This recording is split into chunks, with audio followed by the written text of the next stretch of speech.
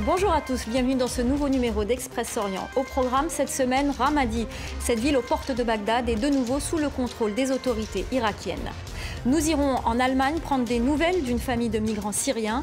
Enfin, nous ferons une traversée du désert de Lout en Iran.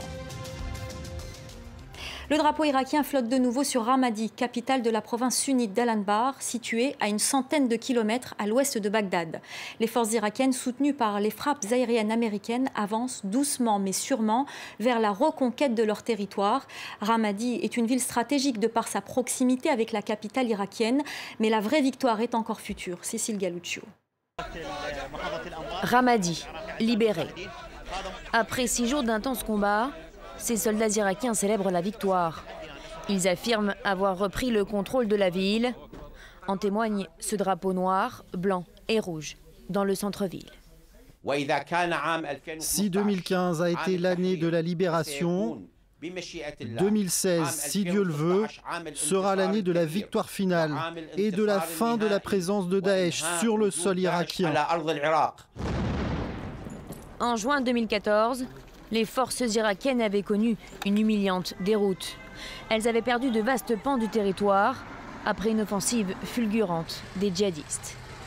Mais depuis la libération de Tikrit au nord de Bagdad en avril dernier, l'armée irakienne resserre l'étau autour de l'organisation de l'État islamique. La reconquête de Ramadi, à 130 km à l'ouest de la capitale, permet à l'armée de redorer son blason. La reconquête de Ramadi est un tournant stratégique dans la lutte contre le groupe extrémiste. Cela a créé des conditions favorables aux forces gouvernementales irakiennes pour avancer vers Mossoul. Mossoul, c'est dans cette ville qu'en juin 2014, les djihadistes se sont implantés. C'est la plus grande ville du nord, la deuxième du pays. Et cette bataille s'annonce plus compliquée que celle de Ramadi. D'abord parce que la ville a été transformée en forteresse par les djihadistes. Ensuite car les civils sont encore nombreux sur place, ce qui complique la tâche de l'armée irakienne. Mossoul est aussi une importante source de revenus pour l'organisation de l'État islamique. Elle va donc tout faire pour garder ce fief. On prend à présent des nouvelles d'Ibrahim et de sa famille, ce Syrien que notre confrère de France 2 avait rencontré en faisant le voyage avec un groupe de migrants dans une embarcation de fortune vers l'Europe. Cette famille a réussi à atteindre son objectif, l'Allemagne. Reportage. C'est en Allemagne, dans une usine désaffectée transformée en camp de réfugiés, que nous avons retrouvé la trace d'Ibrahim. Ce migrant syrien avait embarqué il y a 1 mois sur cette chaloupe en piteux état, où les passeurs venaient de nous autoriser à monter. Avec lui, une 60aine de personnes qui attendaient d'embarquer depuis 24 heures. Parmi eux, une 20aine d'enfants. Ibrahim, au centre, avait été le premier à s'adresser à nous. Je suis super content de partir. J'essaye de voir si le reste de ma famille a pu monter. L'euphorie de ce départ tant attendu et tant redouté par certains. Puis, 2 heures plus tard, l'angoisse lorsque le moteur rend l'âme au milieu de la mer Égée. Bien avant que nous ne le retrouvions, Ibrahim avait vu ces images sur Facebook, relayées par beaucoup de candidats à l'exil. On était effrayés. Je n'avais pas tellement peur pour moi, mais surtout pour ma famille et pour les enfants. Finalement remorqué par un pêcheur, l'embarcation avait atteint les côtes grecques quelques heures plus tard. Nous avions alors laissé Ibrahim sur le port de Sikaminéas au terme d'une traversée éprouvante. Poser le pied sur la terre, c'était comme renaître. Nous sommes revenus de la mort. Il lui a ensuite fallu 10 jours pour rejoindre l'Allemagne, son objectif. Lui et sa famille ont déposé une demande d'asile qui devrait être acceptée d'ici 3 mois. Pour l'heure, il n'est pas autorisé à travailler mais peut circuler librement. Il pourra bientôt apprendre l'allemand et patiente dans ce camp monté à la hâte par la police où de simples bâches délimitent un peu d'intimité pour chaque famille en attendant mieux. Beaucoup de migrants fantasmaient sur l'Allemagne, pensant qu'ils y trouveraient une grande maison, qu'on leur donnerait une belle voiture. Non, moi je savais que ce n'était pas vrai, mais je voulais juste un endroit où me sentir en sécurité, où me sentir bien accueilli. Ibrahim a de la famille dans la région, ce qui devrait faciliter son intégration. À 22 ans, il envisage de reprendre des études de communication pour trouver du travail en Allemagne, pays différent de ce qu'il imagine. Ils ont tout le temps le sourire. Ils sourient sans arrêt.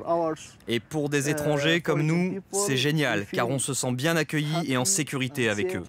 Mais ses pensées et ses remerciements les plus chaleureux vont à cet homme resté sur les côtes grecques, Antonis, le pêcheur sauveteur.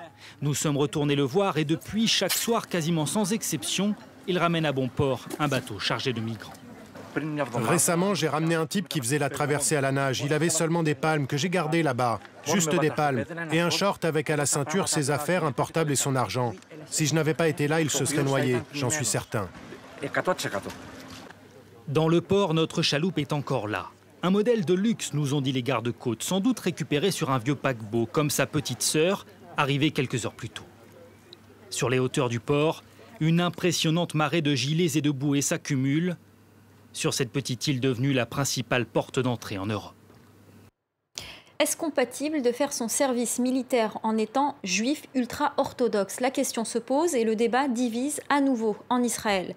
Depuis la création de l'État hébreu en 1948, les membres de cette communauté en sont dispensés.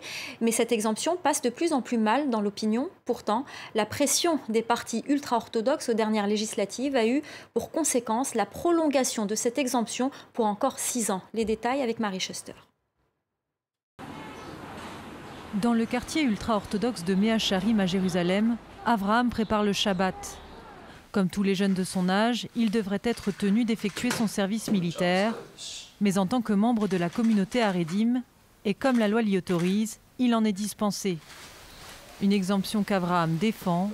Pour lui, les valeurs de l'armée sont trop éloignées de la doctrine ultra-orthodoxe.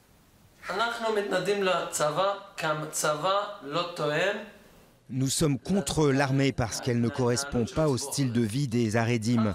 C'est aussi simple que cela. L'État ne correspond pas à la communauté Haredim et les Haredim ne croient pas en l'État. C'est pourquoi ils ne peuvent pas s'enrôler dans l'armée. Ce régime d'exception fait néanmoins polémique. Mis en place à la naissance d'Israël en 1948 pour protéger les quelques 400 étudiants des écoles talmudiques, il concerne aujourd'hui des dizaines de milliers de jeunes. Dans les rangs même de la communauté ultra-orthodoxe, des voix s'élèvent. Les plus modérés qui n'étudient pas s'enrôlent volontairement. Mais pour ceux qui doivent affronter l'opposition virulente du reste de leur communauté, chaque permission est une épreuve. Les ultra-orthodoxes portent tous les mêmes habits. Et lorsque tout à coup quelqu'un arrive vêtu d'un uniforme militaire, ça provoque un changement, ça ouvre de nouvelles possibilités pour les enfants. Ça leur offre une nouvelle mentalité qui n'est pas forcément correcte pour les ultra-orthodoxes. La communauté ultra-orthodoxe représente près de 10% de la population israélienne et connaît une forte croissance. Alors pour inciter les jeunes Haredim à rejoindre les rangs de Tsahal, l'armée a créé des unités spéciales leur permettant de continuer à étudier la Torah et limitant les interactions avec les femmes selon les préceptes de leur pratique du judaïsme. J'ai l'occasion de parler avec certains soldats parfois, mais nous nous contentons du strict minimum pendant leurs leçons. Ils n'ont pas de contact direct avec moi. Nous évitons que ça se produise autant que possible. Sous la pression des partis ultra-orthodoxes, cette exemption particulière qui devait disparaître en 2017 a été reconduite jusqu'en 2023. Malgré les initiatives destinées à réduire les disparités de traitement entre religieux et laïcs, la polémique risque donc encore d'agiter la société israélienne. Pour terminer, je vous emmène dans un désert iranien, le désert de Lout, dans le sud-est du pays. Un endroit exceptionnel, peu connu, qui attirera très bientôt plus de visiteurs, car l'endroit devrait être classé au patrimoine mondial l'année prochaine. Depuis Téhéran, il faut faire 12 longues heures de route. Direction le sud-est iranien, Shaddad et le désert de Lout. Encore loin des circuits touristiques, mais plus pour longtemps. Car ici, dans la lumière du soir, on peut assister à un spectacle étrange.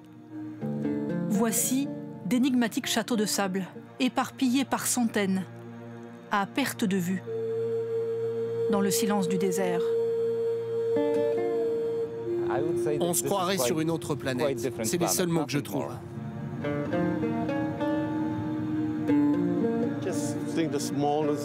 On se sent tellement petit, nous, êtres humains, face à ce qu'a fait la nature, face à une telle immensité. Ces formations de sable qui peuvent atteindre 500 mètres de haut, en Iran on les appelle des kaloutes, littéralement ville du désert. Et cette cité fantomatique, c'est le royaume de Mohammad Jahanshahis. Pour le gouvernement, c'est lui qui est chargé de la protéger. C'est lui qui en connaît les secrets. C'est un phénomène unique. Ces sculptures ont été formées par le vent. Ici, il souffle très fort. Il fait se mélanger le sable, la terre cuite, le sel du désert et le calcaire. Au fil du temps, les dunes se sont créées, solidifiées.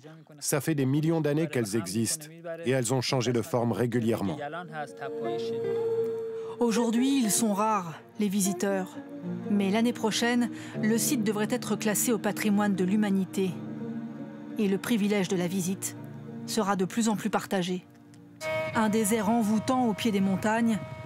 Cette route, elle a toujours fasciné les voyageurs. Au XIIIe siècle, Marco Polo l'a décrit dans ses carnets lorsqu'il traverse la Perse. Le marchand vénitien est aussi passé non loin de Rayenne et de sa citadelle. Construite il y a plus d'1 millier d'années pour permettre à la population de se replier en cas de guerre ou d'épidémie, ou en cas d'attaque de brigands qui régnaient sur le désert et dévalisaient les caravanes des marchands. Ces 16 tours de surveillance ont été restaurées. Loin du brouhaha des villes et de l'urgence de la modernité, le temps ici semble s'être définitivement figé. Et le désert iranien n'a pas encore livré tous ses secrets. Voilà, c'est la fin de ce magazine. Merci de nous être fidèles. On se retrouve l'année prochaine.